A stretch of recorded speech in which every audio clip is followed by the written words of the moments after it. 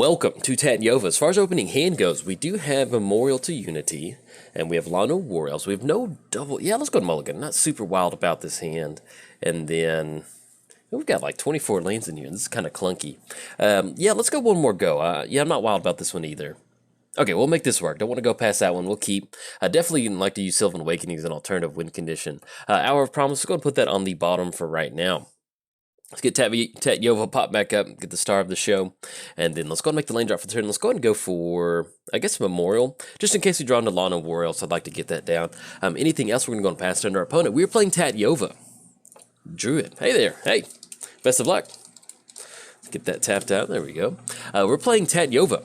Whenever your lane enters the battlefield under your control, you gain 1 life and draw a card. So, as far as the deck goes, it's Simic. Good stuff at this point right now. Let's go and get down Desert. We'll go and play that one. And we'll keep our fingers crossed that we draw into something good. We're playing against Jhoira, Weatherlight Captain. Not Jhoira. No, not at all.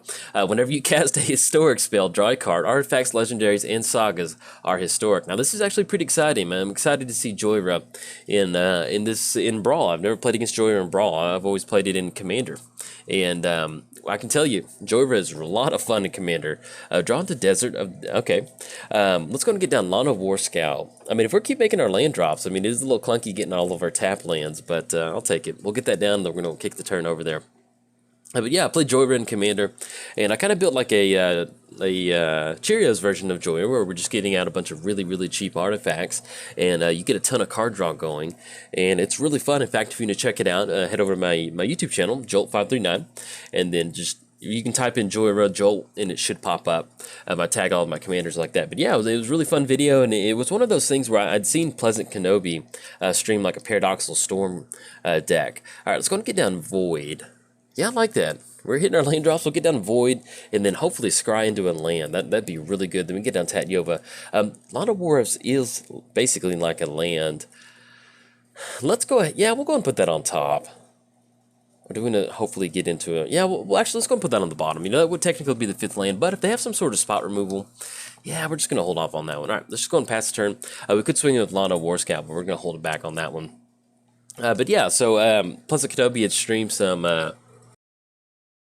Pleasant Kenobi had streamed some Paradoxical Storm and Vintage, and then I was just like, I want to do that. I want to just keep casting artifacts and drawing all the cards, and casting really fun. We draw the Jade Light Ranger.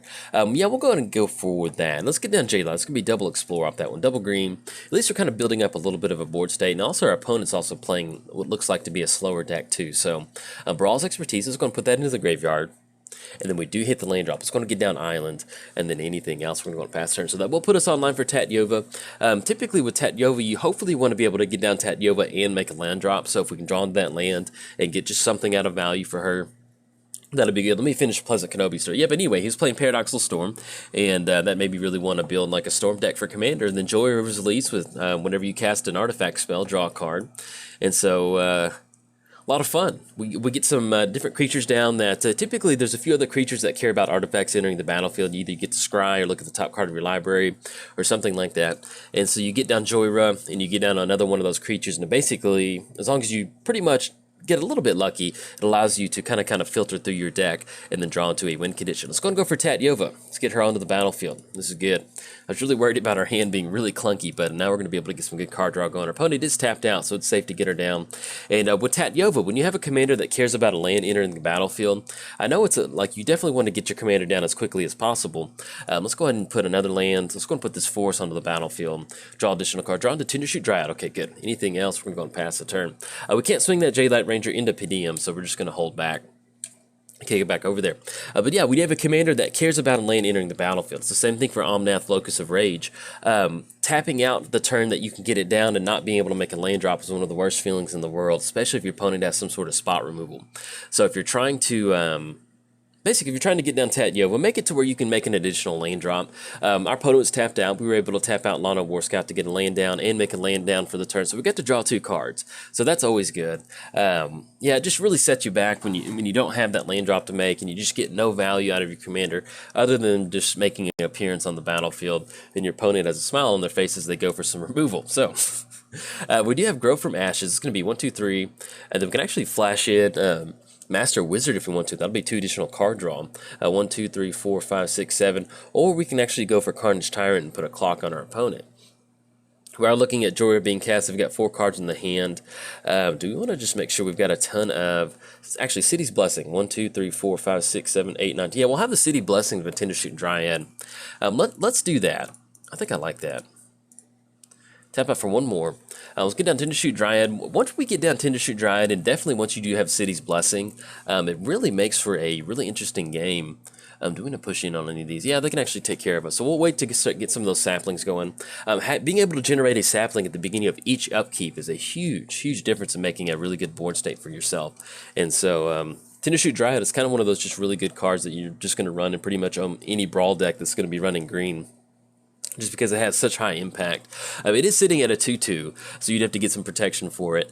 But yeah, getting those saplings each turn, turning 1/1 saplings into 3/3 saplings is always a really good way to build a board state up. And especially when you have something like Sylvan Awakening, that's also, if you didn't see the deck tech for this deck, Rut-row. Let's see, they're going to take care of Tatyova, Tender Shoot Dryad. Yeah, I think that's going to get on that. We don't have a lane drop to put down. Yeah, go for it. Okay, that will take care of the mortal, the Inferno over there, Jhoira's Inferno. We will still be able to get down Tatyova. It's going to be 1, 2, 3, 4, 5, 6, 7. So we still have just enough mana to go for that. Once again, that puts us in a spot where if we have the land drop, we'll be able to take care of it. But we'll see what's going on. Another line of play that we do have, search your library for a basic, put it in your hand, and then shuffle your library. Let's go ahead and get down Compass. Do a little bit of setting up this turn. I think that sounds good. That's going to be 1, 2. Yeah, because I'd hate to run it into another piece of removal. Let's go and go for the activation. 1, 2, 3. And do we need to grab... We'll go and grab an island off that one. Our island goes into the hand. Let's go and get island down. And that will flip into another land, too, for next turn. Do we need... No, actually, we'll hold on to Grow from Ashes for next turn. All right, we're going to go and pass turn to our opponent. Now, our opponent is sitting at 32. So, unfortunately, with Sylvan Awakening, we're not going to have lethal just yet. But definitely get into spots where if we can kind of build up a few more creatures. Sylvan Awakening, let's say that it's late game and your opponent's trying to kind of close it out by swinging with their entire crew. By getting down Sylvan Awakening, there's just going to be some times where you go to animate all of your lands and there's just not much that they can do about it. And it's going to allow you to steal some games. So that's basically kind of the way I've been playing this. It's just essentially a Sylvan Awakening deck that's just really fun to pilot. And also with Jhoira, this is my first time playing against Jhoira, so it's actually pretty cool seeing these... kind of like these fun Brawl builds. If you haven't thought about playing Brawl, I highly recommend it. You end up with a lot of just really good quality games. Look, it's like turn 8, opponent's at 32, we're at 30. There are some like board states that kind of stall out sometimes, but it just feels like you get to play Magic. If you've ever sat down and played a game of Commander and then you get comboed out really quick, or, somebody just leads off with Mana Crypt, Soul Ring, tutors and whatever, and it feels like you never had a chance. With Brawl, it just always feels like you have a chance at least at some point. All right, now if our opponent's going to be swinging in with a creature, we do have, like I said, these Spires did flip for us, and that will turn into a Maze of Ith style effect. So untap target attacking creature an opponent controls and remove it from combat. So whatever sort of creature they want to start swinging in with, at least we're going to have that option to make it, they can't swing in anymore. And see we draw into Karn's Temporal Sundering. We have no extra, we don't have legendary creature at this point right now. But what we can do is we can sequence into where it's going to be 1, 2, 3, 4, 5, 6, 7, 8, 9. If we make one more land drop, we can actually flash it in and go for an extra copy of it. I think I like that. Let's go and get down Tatyova. We'll keep our fingers crossed. Opponent might have some removal, but we need to get a legendary creature down. Yeah, let's go and do that. 1, 2, 3. Tap out for one more. And we'll go and leave up... we'll go and tap out a Memorial. All right, there we go. Let's get down Tatyova. And unfortunately, no land drop to make. We do have Grow from Ashes, so we're just simply going to go and pass the turn to our opponent and keep our fingers crossed that they don't have any sort of removal, and then we maybe hit the land drop next turn and kind of go for that. But yeah, as far as taking an extra turn with Karn's Temporal Sundering, the way this deck is set up, and I mentioned earlier, we can go for Sylvan Awakening, but you're really looking at, these are the kind of the two synergy pieces of the deck. Is, you want to get down Tatyova, start drawing a bunch of cards, gaining some life, cast Karn, take an extra turn, and then use something like Sylvan Awakening to really kind of punish your opponent for a swing in, or just get in as much damage as possible. The opponent did go for the Inventor's Fair activation, so we'll see the Aether Flux Reservoir. If they do end up tapping out for that, it's going to cost 1 less. I think that'll actually be pretty good for us, because that'll put us online for Karn. Like I said, fingers crossed with the land drop, we'll be able to go for the Master Wizard, flashing that in, making a copy of 2 extra turns. So, and this is what, I sent out a tweet about it, but Brawl to me sometimes kind of reminds me of, it's like NBA Jam. It's just some like Magic that's just like, You just get to slam dunk on people sometimes. I don't know how to describe it. I'm going to get that closed off, Aether Flux Reservoir closed off, and then there's that Cultivator. All right. Oh, let's go ahead and untap target attacking creature. We're going to take care of the familiar. Oh, excuse me, that's hexproof. We'll go ahead and activate it on the crane. There we go. Get out of here, crane. All right, opponent swings in for 2, knock us down to 26, and then let's see what we rip into. We can still go for Grow from Ashes to get that lane drop down if we need to, but it'd be a really sweet play. Shahili's Artistry, okay. But unfortunately, their artifacts do have hexproof. Let's see. Yeah, let's go and go for Grow from Ashes. We could just go for a Karn's Temporal Sundering if we wanted to. But I really want to make a copy of it. Yeah, let's go from Grow from Ashes. We're looking at 1, 2, 3, 4, 5, 6, 7, 8, 9. We have 9 total mana. So we can go for Grow from Ashes, get an extra card draw, and then maybe go for like Skittering or something to get some really good card draw. But it does have hexproof, excuse me. Yeah, and we do have to target off of that. Yeah, let's do this. Going to go for Grow from Ashes with Kicker. It's going to be 1, 2, 3, 4. We're going to search up 2 lanes on this one, get those onto the battlefield untapped.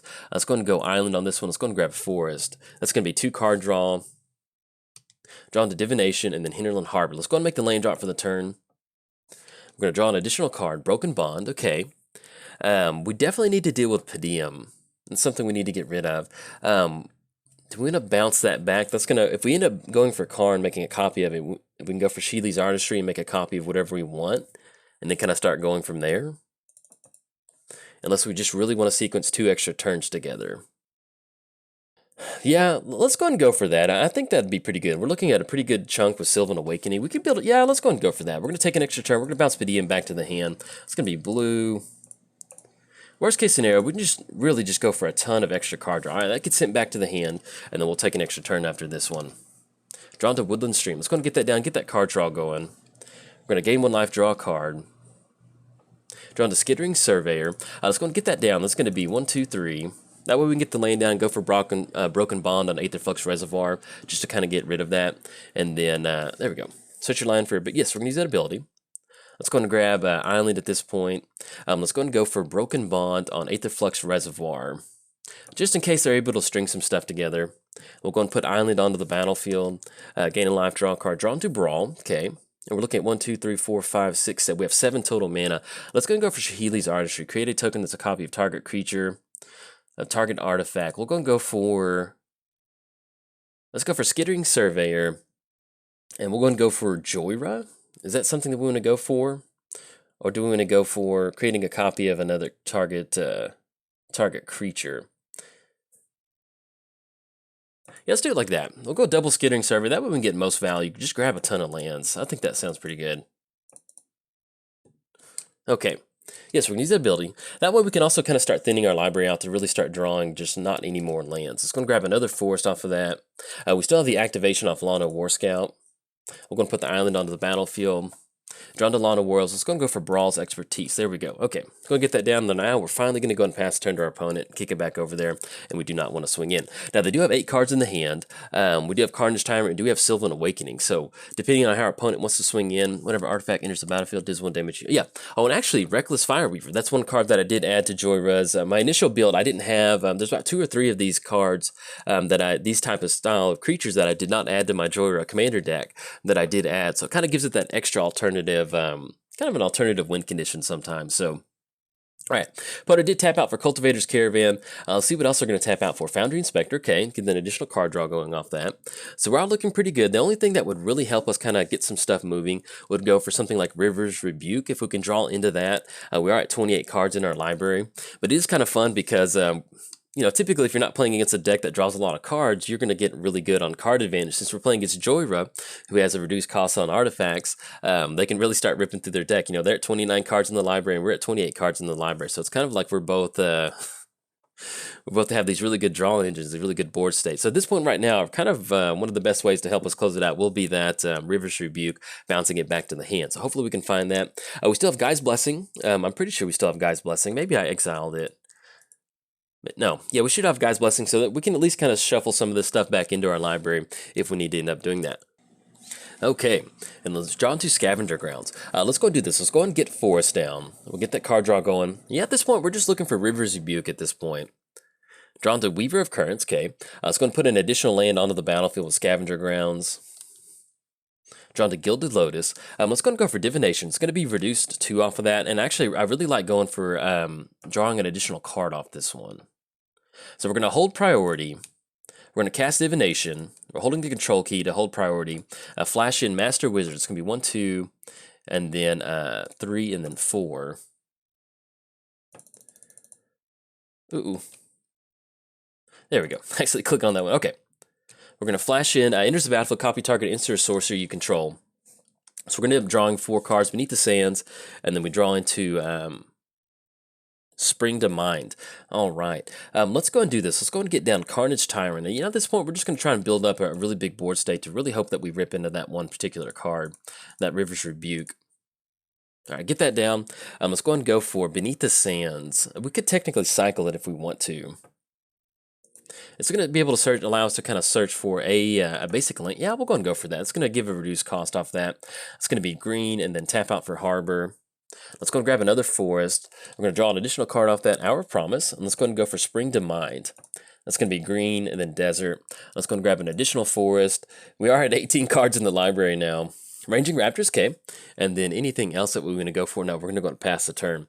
Do we want to swing in with the 2-4? We are getting a wizard bonus from Naru coming down. Yeah, we're just going to go and pass the turn at this point. Kick it over there. Let's go ahead and get rid of Gilded Lotus because we're really okay on mana. And we'll kind of start to do some of the Sylvan Awakening math, kind of depending on what our opponent does next turn. So we're looking at 11. That's going to be 12, 13, 14, 15, 16, 17, 18, 19. So we have 19 lands. We're going to use 3 of those to use Sylvan Awakening. So we're looking at 16 total 2/2 creatures.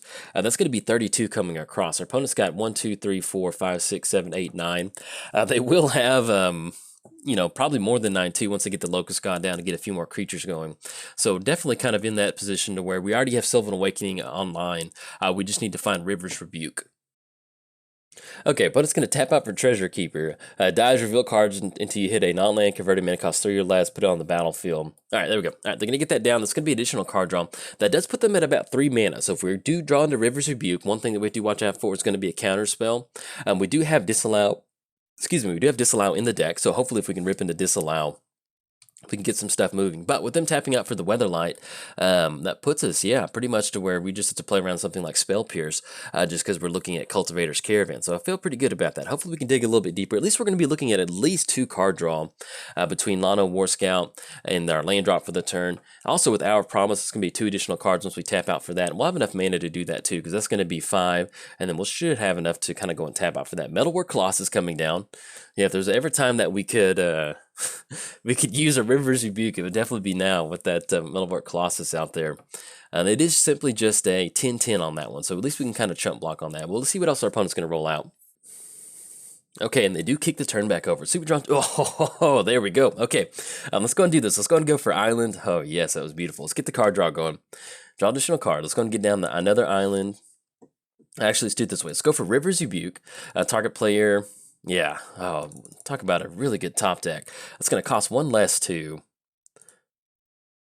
We're going to turn all non-land permanents back to our owner's hand. That's going to be everything out. We'll see what else they kind of rip into, but I think at this point, that's going to be more than enough to hopefully kind of send everything back, and then we'll be able to swing it with the crew with Sylvan Awakening. All right, let's go and go for Sylvan Awakening. That's going to be 1, 2... All right, look at that board state. Beautiful board state. All right, right click. We're going to attack with all creatures. I think that's everybody.